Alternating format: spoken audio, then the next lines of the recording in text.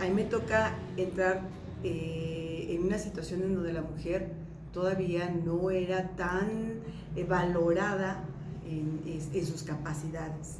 O sea, o nos tomaban como una chiquilla bonita que se incorporaba, y entonces sí era un poco complicado para nosotras. Claro que sí. No era un momento fácil.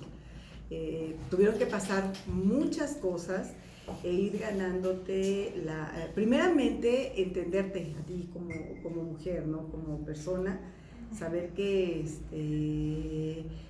para poder lograr metas tenías dos caminos solamente: uno, trabajar incansablemente, y dos, prepararte, porque de otra manera era un poco muy difícil. Entonces, ahí es en donde empieza el segundo encuentro que tengo con Memo, porque nos volvemos a reencontrar, ya él siendo presidente del partido, y comenta, ¿no? Dice, ¿sabes qué? No estaba yo físicamente con él, pero mis acciones estaban con él, porque yo empiezo a tomar a la filantropía como un estilo de vida, porque de pronto quieres ayudar a la gente y nadie te dice cómo puedes ayudar. Entonces vas tocando puertas, la gente te dice, es que yo necesito lámparas, o necesito cualquier acción, ¿no? La que fuera, o necesito algo personal. Y empiezo entonces a hacer mi primer ejercicio de filantropía sin comprender verdaderamente lo que era. Entonces tú entiendes que para ser filántropo te tienes que quitar la camisa y entregársela a otro, y después quedarte sin camisa, y dices, no, eso no es, porque entonces se vuelve un martirio y tú no eres la Madre Teresa de Calcuta, tú lo que quieres es ayudar. Entonces ahí empieza otro camino, otra vereda nuevamente, para aprender cómo puedes ayudar sin que eso signifique un descalabro para ti. Sí, claro.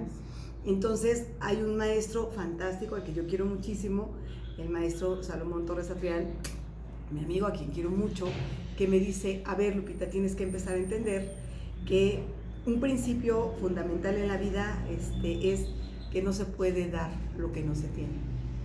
Tú no puedes dar un lápiz si te quedas sin lápiz. Tú no puedes dar confianza si eres desconfiado.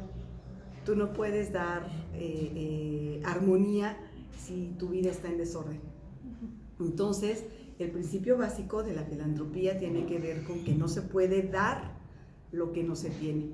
Y ahí empieza una nueva vereda para ir aprendiendo cómo es que tienes que ir dando, cómo te tienes que ir dando a ti mismo, cómo tienes que ir creando ideas, cómo las puedes ir concretando, cómo en una idea que todos los ciudadanos sentíamos de no más corrupción, no más mentiras, no más cuestiones que a todos nos enojaban, ¿Cómo puedes tú irte cultivando para cultivar a un grupo de personas que crean exactamente igual que tú?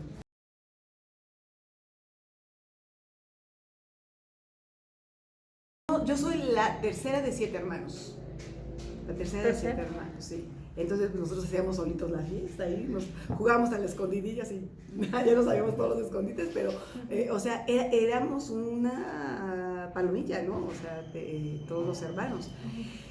Y crezco entre músicos, poetas y locos. De todo. De todo, porque mi abuelo era maestro de música en Oaxaca.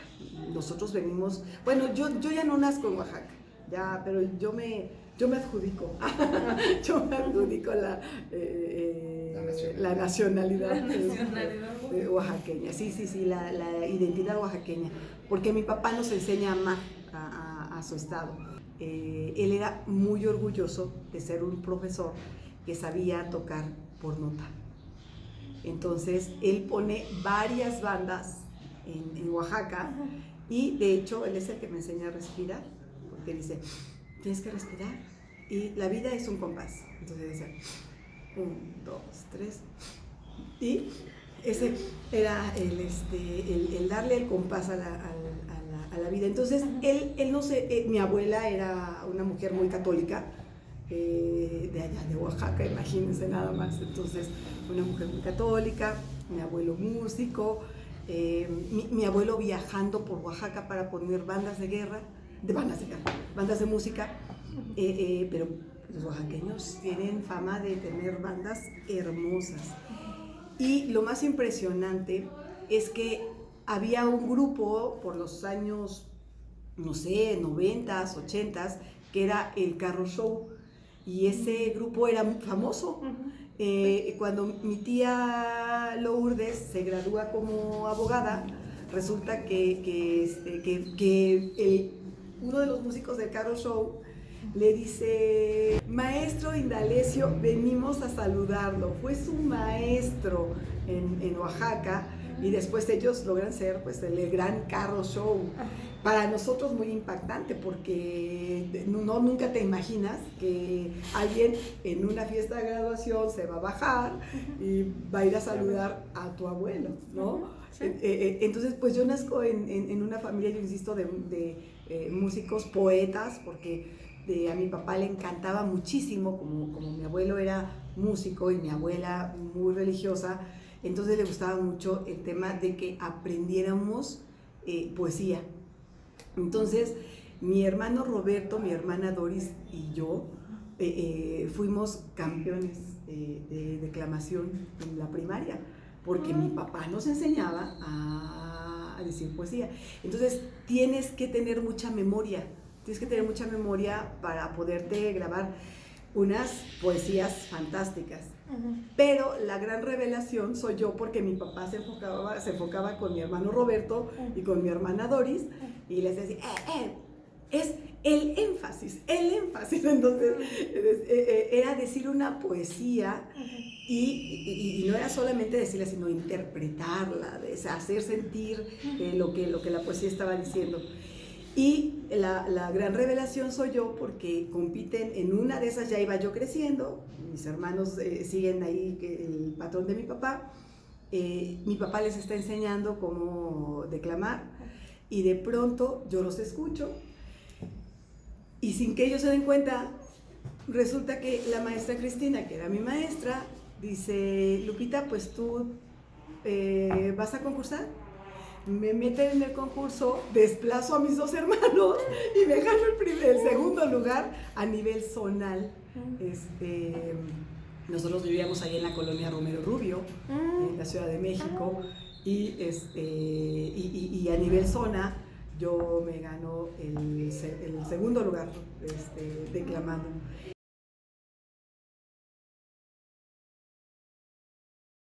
Mi papá nos trae a Ecatepec de Morelos, a Santa Clara, Coatitla. Y les digo que nosotros crecimos todavía cuando Santa Clara era un pueblito así. De hecho, nos saludaban y nos decía, saluda a la tía fulana, saluda al tío fulano, porque sin que fuera nada de nosotros, las personas mayores eran los tíos. Entonces, ahí hacemos un poquito de historia, porque mi papá se viene a trabajar siendo líder de comerciantes ahí en el Tianguis de Santa Clara, Coatitla. Que mi papá nos enseña a ser comerciantes.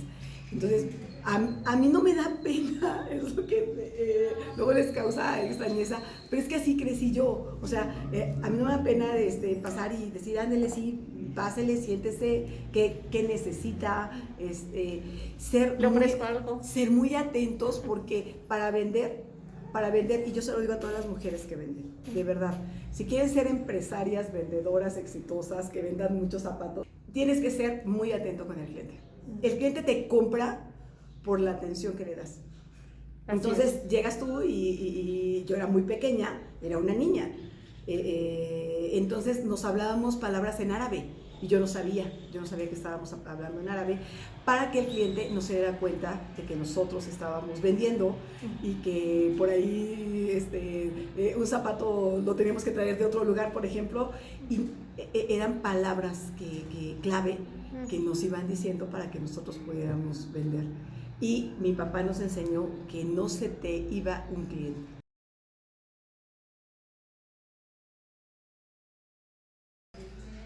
Cuando empiezo a crecer, me empiezo a juntar con unos amigos muy queridos que tocaban música latinoamericana y tenían así unas ideas como muy revolucionarias y no sé, y a mí me empieza a gustar. Y yo empiezo a cantar con ellos. Y después ya me sentía artista, o sea, ya me creía yo artista. Entonces entro a un concurso de la televisión y entro cantando y gano el segundo lugar. El segundo lugar con el difunto Paco Stanley, que fue mi padrino después de graduación, muchos años después, hicimos una gran amistad. Y entro cantando, a mí me gustaba muchísimo, pero la vida de la artisteada es peligrosa para las chicas, tengan cuidado, tengan cuidado. Siempre mira, es que las mujeres cuando, decía mi papá, cuando estás jovencita, con que te pongas el molcajete en la cabeza ya saliste y te ves hermosa, ¿no? Entonces, bueno, hay muchos riesgos. Y si tú eres una persona muy inquieta, tienes muchos riesgos. Entonces, a todas las nenas que quieran participar en todo ese tipo de eventos, de belleza y todo eso, cuiden a los papás, porque si tu papá te va acompañando, tu mamá, tu mejor hermano, lo que sea, seguramente tendrás mucho éxito, pero si no, es un poco complicado.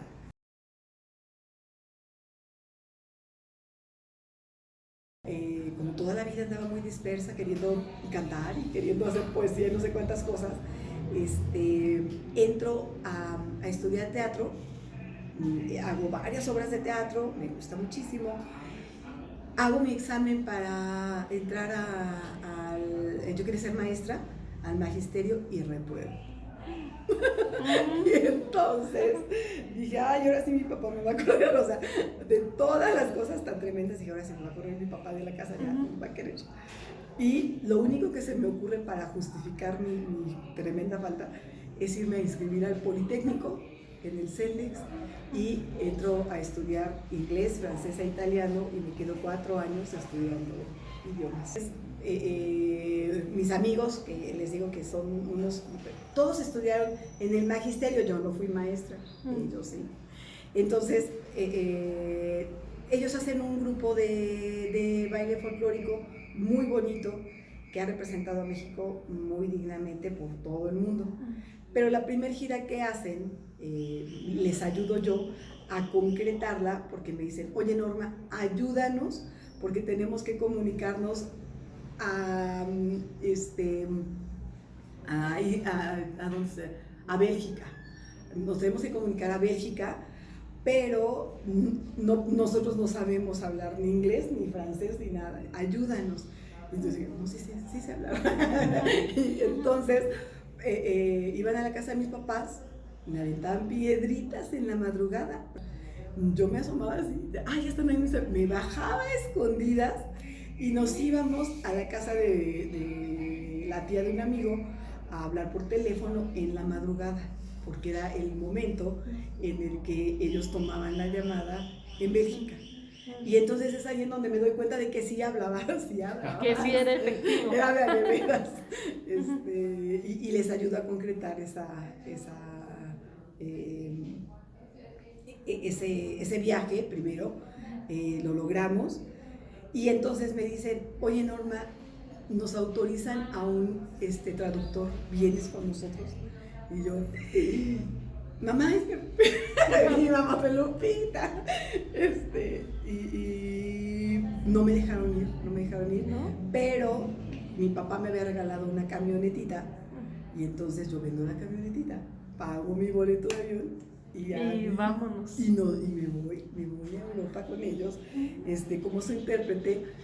Y la verdad es que una experiencia muy, muy bonita, porque nosotros llegamos a vivir, me fui la primera vez 2 meses a viajar por Irlanda, Francia, Bélgica, España, Rusia, y íbamos llegando con las familias familias, porque son festivales ahí culturales que se realizan cada verano, en donde invitan a muchos países a presentar su cultura. Entonces nosotros íbamos no como turistas, íbamos como parte, un intercambio cultural, pero llegamos a las familias, ¿no? Entonces fue una experiencia muy, muy bonita.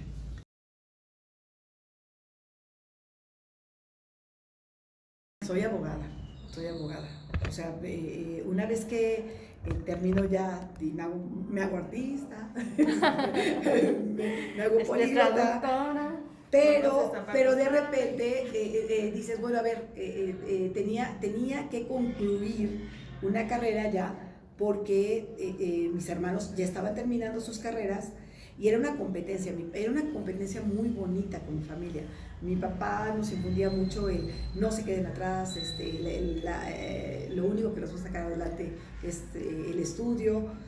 Entonces nosotros, cuando yo veo que mis hermanos van terminando ya sus carreras, yo ya soy muy traductora y digo, Dios, o sea, yo tengo que estudiar una carrera. Y hago mi examen en la universidad para quedarme en la carrera de Derecho. Yo decido estudiar Derecho y me quedo en la Facultad de Filosofía y Letras por la formación que tenía. Pero yo digo, no, o sea, yo no quiero irme hacia letras inglesas, no es lo que yo quiero, y entonces entro ya a la Universidad del Distrito Federal a estudiar leyes. Entonces, soy abogada de profesión, y después ya la vida me lleva a mi papá, a su organización, a trabajar ahí ya como organizativa, ya no era comerciante, ya estábamos en toda la parte organizativa de su organización administrativa. Como líder. Como líder. Y ya entonces todo, o sea, da un giro de 360 grados en mi vida, ¿no? Entró ahí, pero entonces entró con ideas muy revolucionarias, porque yo veía y decía, Dios, o sea, los comerciantes tienen que tener derecho a la salud, con ideas que a lo mejor sí son muy revolucionarias, que sí se tienen que hacer, y que nunca hay que perder esa visión y esa lucha, pero que a lo mejor en ese momento no eran realizables, porque la forma de organización del comercio ambulante no ha permitido que existan esas posibilidades. Pero a mí me parece que sí se tiene que analizar primeramente el ver que siendo se le denomina el comercio informal, porque no tiene la posibilidad de declarar hacia Hacienda. Y yo ahí creo que tengo que estudiar, esto es algo que yo desconozco y no me gustaría hablar algo de lo que no estoy certera. Sin embargo, mi idea es que creo que siendo un sector tan fuerte, sí debe organizarse para ver cómo se crea una forma de acceso a la salud, por ejemplo, ¿no? O de acceso al retiro, por ejemplo. Entonces, bueno, yo entro con muchas ideas ahí a la organización de mi papá. Por supuesto, era no, así se hacen las cosas, y dejemos esas cosas para después.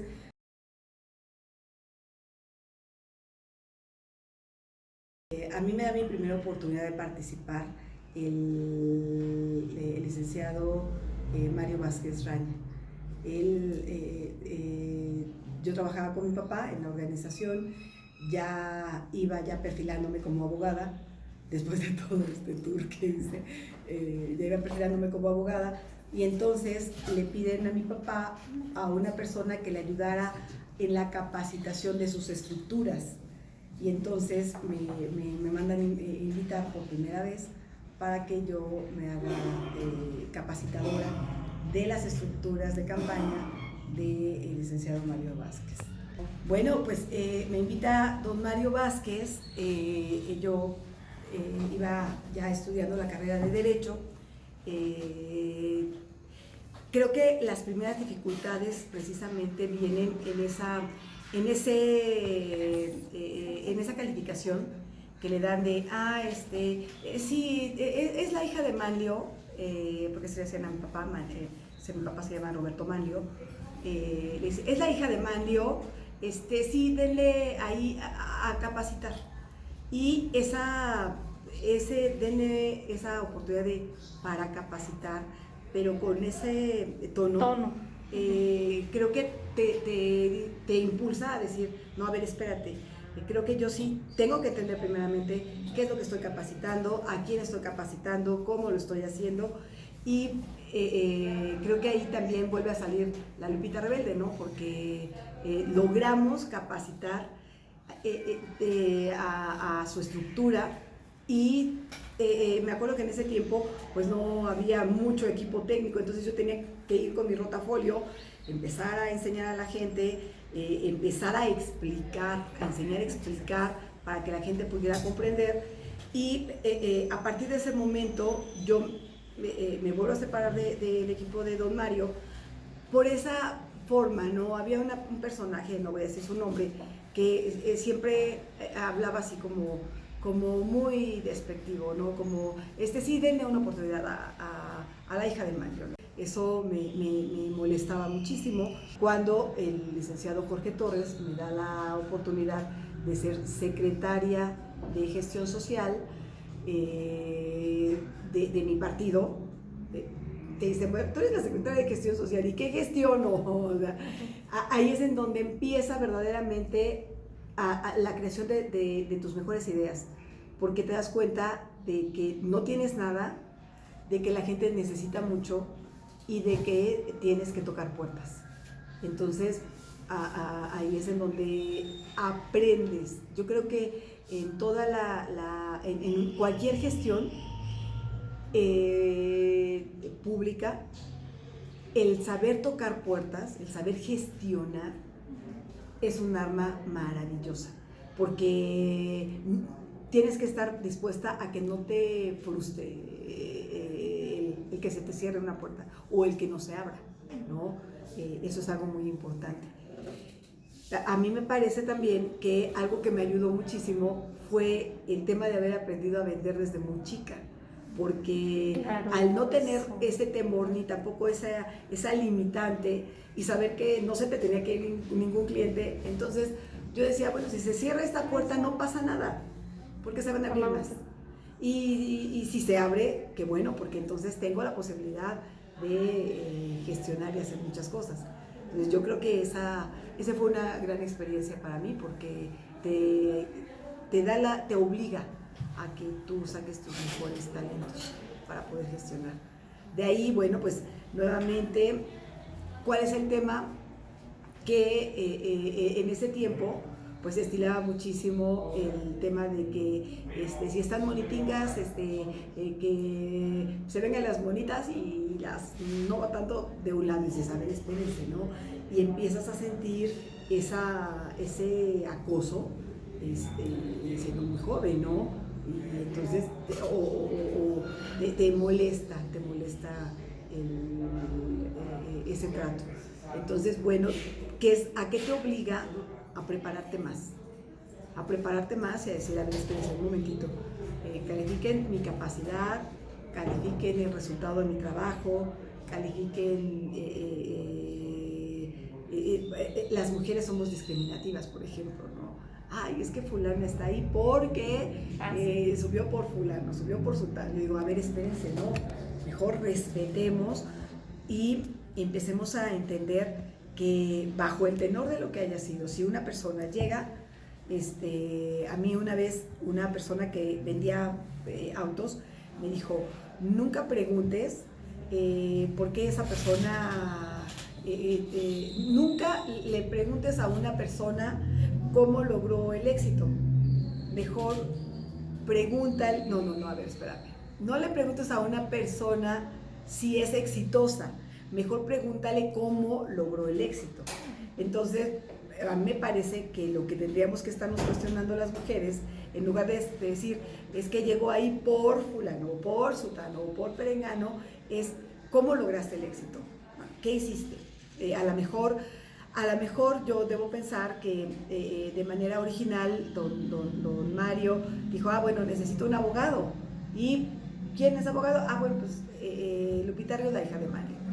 Y llego ahí, pero después ya, una vez que llegas, pues luego, ¿cómo te asumes tú, mujer, para empezar a desarrollar tu actividad sin que pierdas esa esencia de profesional o de profesionista y te lastime es que llegó, por ejemplo, en mi caso, ¿no? Yo no llegué por mi mérito o porque yo haya sido abogada, sino porque era la hija de, ¿no?